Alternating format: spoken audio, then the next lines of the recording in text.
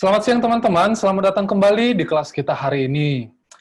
Aku mungkin tidak bisa melihat teman-teman, tapi aku mau minta teman-teman angkat tangan, siapa yang menganggap dirinya adalah seorang leader atau pemimpin. Oke, aku harap ada yang angkat tangan beberapa. Aku sudah beberapa kali menanyakan pertanyaan ini, teman-teman, dan seringkali hasilnya mirip-mirip. Ada beberapa yang angkat tangan, tapi lebih banyak biasanya yang tidak angkat tangan. Nah, kalau kamu nggak angkat tangan, pertanyaanku adalah, menurutmu, who is the leader? Siapakah pemimpin itu? Sebenarnya aku pengen banget bisa tahu apa jawaban teman-teman, tapi since mungkin teman-teman masih sibuk kayaknya nulis hadir-hadir di kolom chat, so teman-teman boleh jawab dalam hati aja, siapa sosok leader yang pertama kali muncul di pikiranmu? Anyway, banyak orang yang masih memiliki gambaran leader itu seperti misalnya seorang presiden yang memimpin sebuah negara, atau seorang atasan di kantor, seorang bos di sebuah kantor, atau seorang ketua di sebuah organisasi, atau dalam konteks sekolah misalnya seorang kepala sekolah, dan sebagainya. Nah, teman-teman, untuk menjawab who is a leader, mungkin kita bisa berangkat dari definisi leadership sendiri. Nah, leadership merupakan salah satu dari banyak istilah yang sayangnya tidak memiliki satu definisi yang mutlak, teman-teman. Biasanya definisinya bisa bergantung pada konteksnya, atau bahkan bisa dibilang setiap orang punya nih masing-masing definisi terhadap leadership. Tapi kalau secara general atau bisa dibilang definisi yang paling umum, yaitu leader adalah orang yang memimpin di suatu organisasi. Nah, di sini aku mau menyebutnya sebagai leader in position. Tapi teman-teman, leadership is not all about being in a position. Tidak selalu berbicara tentang posisi. Leadership yang bisa dilakukan oleh siapapun, kapanpun, dan dimanapun, yaitu di sini aku menyebutnya sebagai leader in proportion, teman-teman. Jadi ada leader in position dalam sebuah posisi, tapi ada leadership in proportion, yaitu porsi setiap individu di dalam masyarakat. Nah, ada satu istilah yang mungkin akan lebih mudah untuk menggambarkan leader in position ini, yaitu managers, teman-teman. Dalam sebuah konteks manajemen, di mana peran seorang manager adalah manage things, mengatur berbagai hal, dealing with many things. Nah, biasanya tugas yang dilakukan atau yang dikerjakan oleh seorang manajer yaitu membuat perencanaan, mengorganisir timnya, juga melakukan koordinasi. Nah, yang akan kita bahas hari ini adalah tentang leaders in proportion, yaitu leaders yang perannya leading people, teman-teman. Nah, teman-teman bisa lihat nih, ada perbedaan seorang manajer dalam konteks manajemen, dia berurusan dengan berbagai hal, things. Sedangkan kalau seorang leaders, yang dia hadapi adalah orang-orangnya. Nah, yang dilakukan oleh leaders itu apa? Yaitu ada inspire, inspiring people, motivate juga, dan juga encourage people, teman-teman. Nah, teman-teman, tapi perbandingan ini tidak membuat managers ataupun manajemen itu menjadi istilah atau hal yang buruk ya, teman-teman ya, atau tidak lebih baik daripada leadership ataupun leaders. Karena pada kenyataannya, di banyak setting kita akan membutuhkan kedua hal tersebut, teman-teman. Tapi poinnya adalah, not all managers are leaders, dan not all leaders are manager, teman-teman.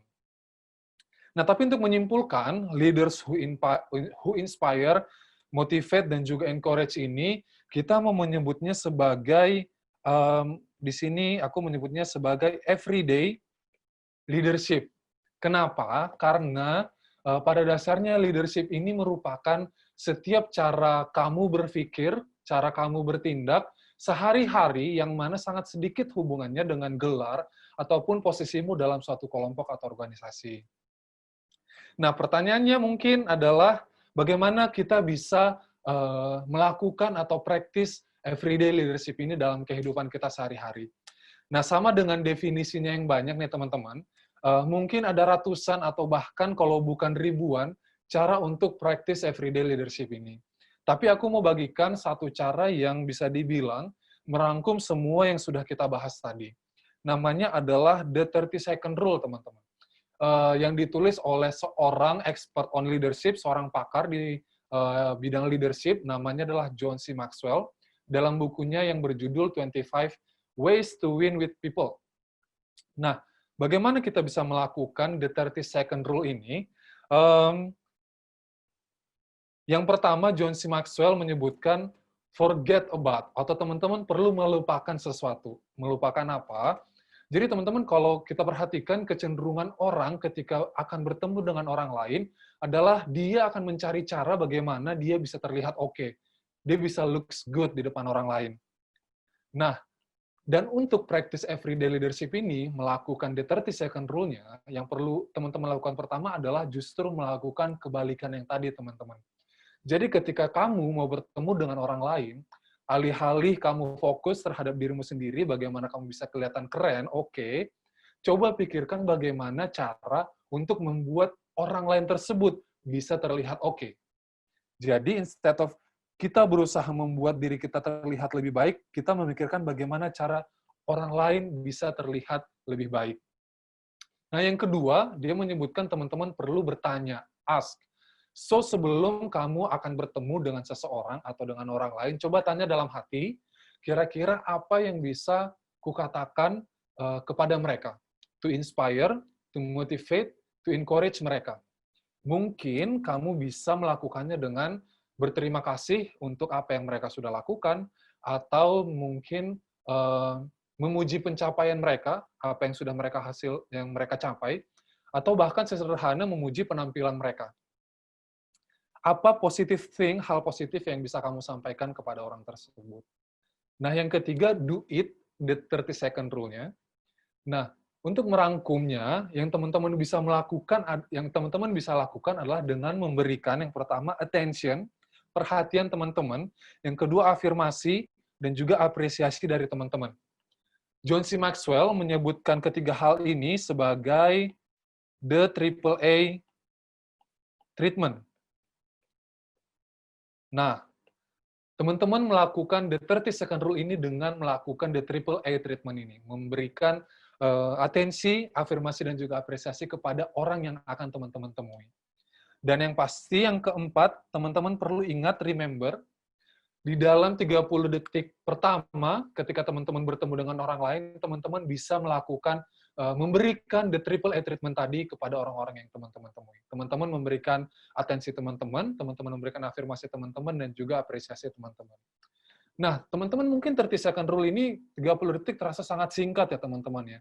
Dan kalau didengar-dengar 30 second rule ini sangat sederhana. Tapi sebenarnya itu akan memerlukan waktu dan usaha dan terlebih disiplin dari diri teman-teman sendiri. Tapi hasilnya teman-teman akan sangat signifikan karena apa yang teman-teman lakukan ini akan sangat memberi dampak yang positif terhadap orang tersebut. Ya, sebelum teman-teman menerapkan 30 second rule, ada satu hal penting sebenarnya yang perlu teman-teman lakukan. Kalau teman-teman lihat di sini, yaitu start from yourself. Kenapa? Karena teman-teman tidak bisa memimpin orang lain tanpa memimpin diri kalian sendiri. Jadi hal pertama yang teman-teman perlu perhatikan dan teman-teman latih adalah memimpin diri kalian sendiri. Nah, aku mau ajak teman-teman untuk lihat ilustrasi ini. Jadi ini ada kapal Titanic. Teman-teman pasti sudah tahu lah ya cerita kapal ini bagaimana. Ini adalah kapal yang diklaim tidak bisa tenggelam. Mereka bilang bahkan Tuhan tidak bisa menenggelamkan kapal ini. Cuman pada malam hari di mana mereka akan tenggelam, sebelum mereka tenggelam, sebenarnya mereka menerima 5 warning adanya gunung es di sekitar perairan mereka. 5 warning itu diabaikan, sampai akhirnya warning ke-6, operatornya diingatkan, ada gunung es di sekitar mereka. Tapi yang operator itu katakan adalah, shut up, I'm busy. 30 menit setelah perkataan tersebut, kapal itu tenggelam. Jadi apa masalahnya teman-teman? Yang mereka tidak sadari adalah, mereka lupa kalau gunung es itu hanya 10% yang bisa mereka lihat.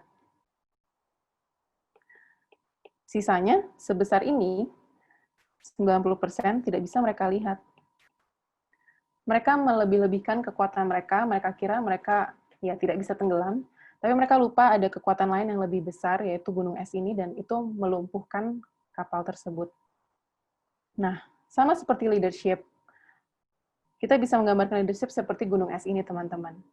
Orang mungkin berpikir leadership itu suatu hal yang bisa mereka lihat.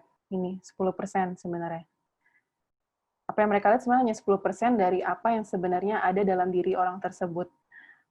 Mungkin orang lebih bisa melihat, oh dia bisa bicara, oh dia bisa menggerakkan orang lain, oh orang-orang semua ngikutin dia.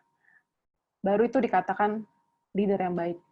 Enggak, sebenarnya apa yang membentuk seorang leader itu adalah yang di bawah ini, yang tidak terlihat sebanyak 90%, dan itu dibentuk oleh karakter.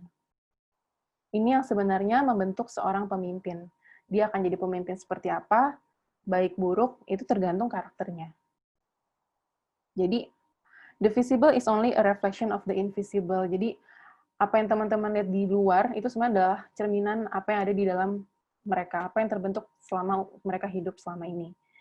Nah, mungkin tadi teman-teman bisa lihat skill dan kemampuan seorang pemimpin. Mereka bisa bicara, mereka bisa menggerakkan orang lain, dan sebagainya. Tapi bukan itu yang penting. Your skill may get you to the top, but it's your character that will keep you there. Banyak banget pemimpin di luar sana yang jatuh. Karirnya jatuh, keluarganya hancur, kesehatannya hancur. Itu karena mereka tidak memiliki karakter yang baik. Dan itu sebenarnya dimulai dari kita masih muda. Dari sejak dini, gimana kita membentuk karakter kita.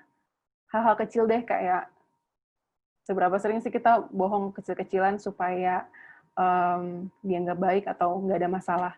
Atau mencontek, atau ada orang butuh bantuan tapi kita berlalu gitu aja, menyapa tetangga. Itu adalah sebenarnya hal-hal kecil, habit-habit kecil yang bisa membentuk karakter teman-teman menjadi seorang pemimpin yang baik. Jadi mulai dari kita masih muda, itu sebenarnya bisa dipupuk.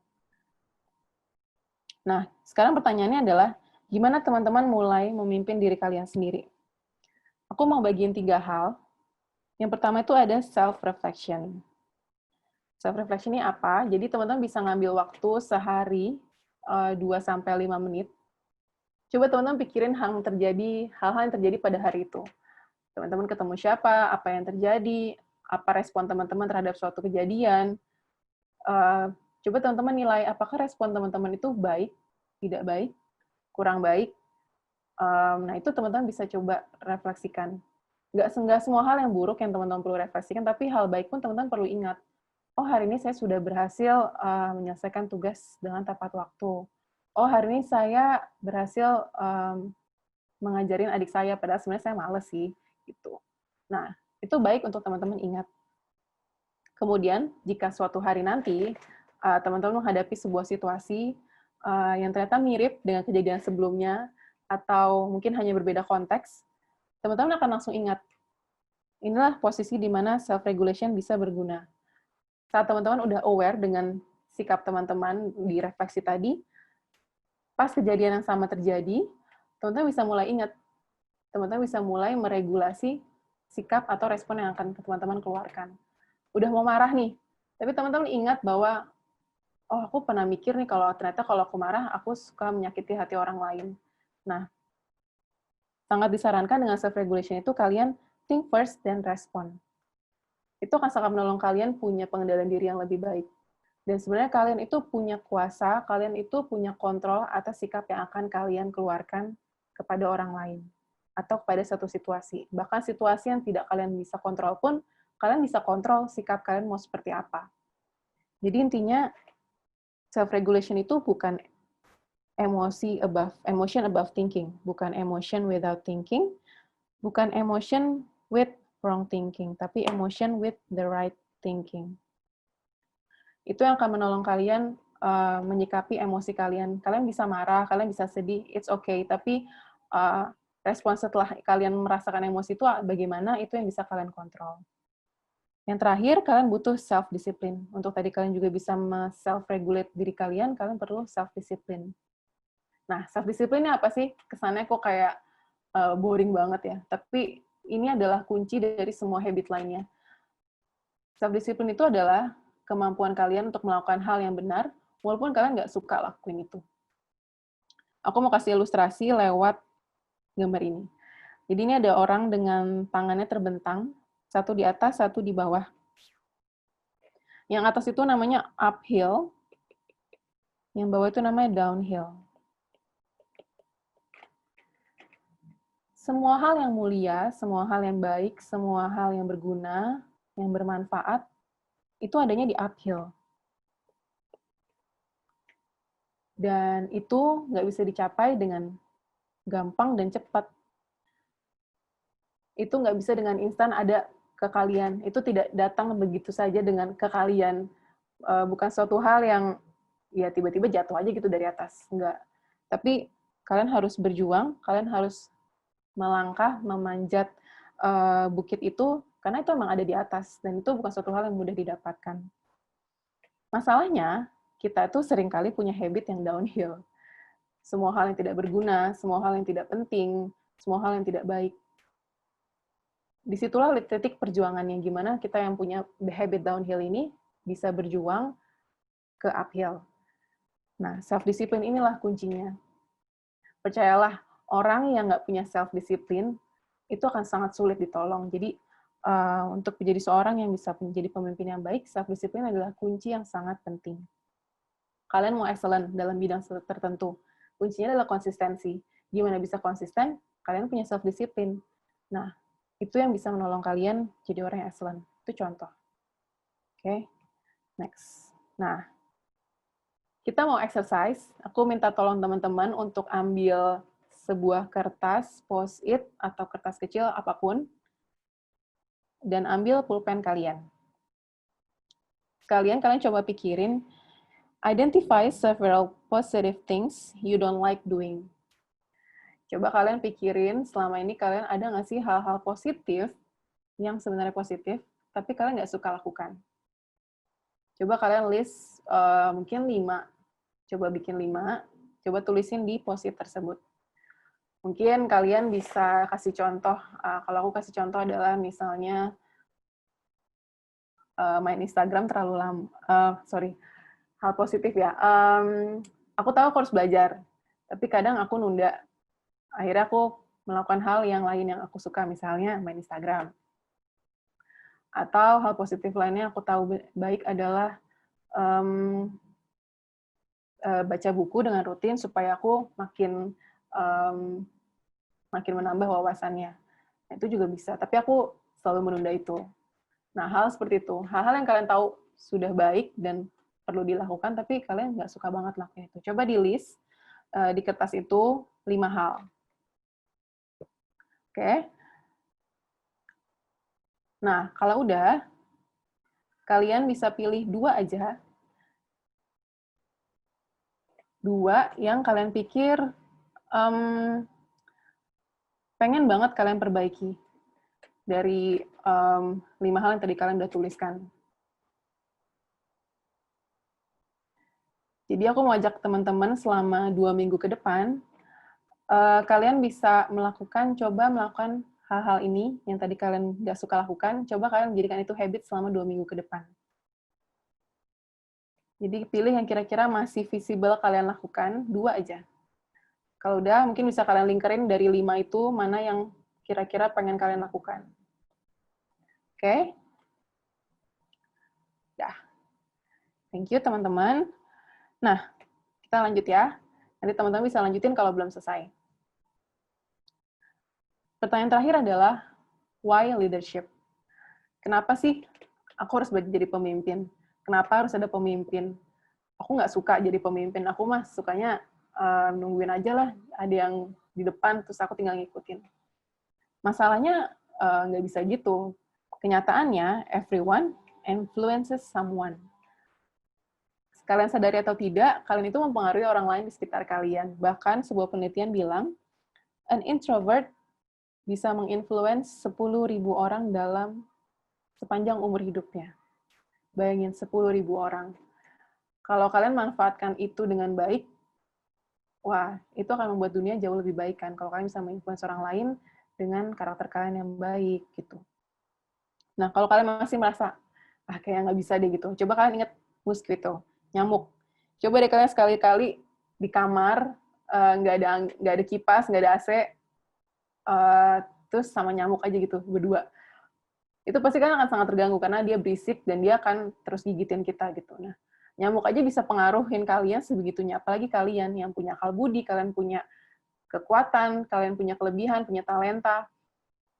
Kalian itu pasti bisa bikin perubahan. You can make a difference. Tinggal pilihannya kalian mau atau enggak. So, teman-teman masih ingat sama tadi istilah leadership yang ternyata merupakan salah satu kata yang tidak mempunyai definisi yang mutlak. Nah, mungkin nanti teman-teman akan mempunyai definisi teman-teman sendiri nih tentang leadership itu apa. Tapi, setelah dari kelas ini, aku berharap setidaknya kita semua punya satu definisi yang sama nih, teman-teman, tentang leadership ini. Yaitu apa? Leadership adalah kemampuan untuk bisa menginfluensi atau mempengaruhi orang lain. Bagaimana caranya? Dengan memberikan inspirasi, motivasi, dan juga encouragement kepada orang-orang yang kita temui. Nah, teman-teman, tadi Kak Ayu sudah menjelaskan bagaimana ternyata untuk leadership ini sangat penting untuk start from ourselves. So, kita akan selalu mulai start from ourselves, untuk lead ourselves. Nah, tapi ternyata kalau mungkin juga teman-teman bayangkan, seringkali kalau berbicara tentang memimpin atau leadership, seringkali orang yang kita asosiasikan itu adalah orang-orang yang ada di bawah kita ya, teman-teman ya. Tapi ternyata di sini ada 4 quadrant of leadership. Teman-teman bisa lihat yang pasti tentunya mulai dari self-leadership, gimana kita bisa lead ourselves, tapi ternyata kita bisa juga lead our peers, yaitu teman-teman kita, teman-teman sebaya kita. Nah, teman-teman bisa banget contohnya ketika teman-teman dalam sebuah kerja kelompok, bagaimana teman-teman bisa inspire atau motivate, encourage teman-teman sekelompok teman-teman, atau yang lebih luas lagi sekelas, teman-teman bisa banget jadi leaders yang influence teman-teman sebayanya teman-teman. Nah, yang berikutnya ini yang paling umum kayaknya teman-teman ya.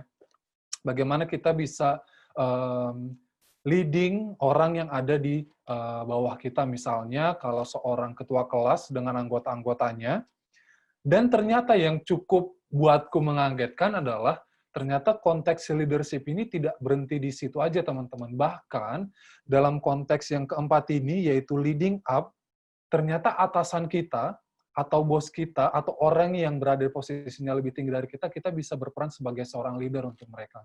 Kita bisa memberikan inspirasi, memberikan motivasi, memberikan kata-kata penyemangat, untuk bahkan orang-orang yang berada posisinya berada di atas kita. Nah, kalau teman-teman sebagai pelajar, sebagai murid, ternyata teman-teman bisa banget loh menerapkan everyday leadership ini kepada siapa? Kepada Bapak Ibu guru, sampai kepada bahkan pemimpin sekolah, yaitu kepala sekolah. Teman-teman bisa memberikan inspirasi, memberikan motivasi, memberikan encouragement kepada guru-guru yang teman-teman temui setiap harinya untuk practice everyday leadership. Gitu, teman-teman. Nah, berikutnya teman-teman, aku mau kembali ke pertanyaanku yang sangat awal tadi aku tanyakan kepada teman-teman. Pertanyaannya adalah, are you a leader? Apakah kamu seorang leader?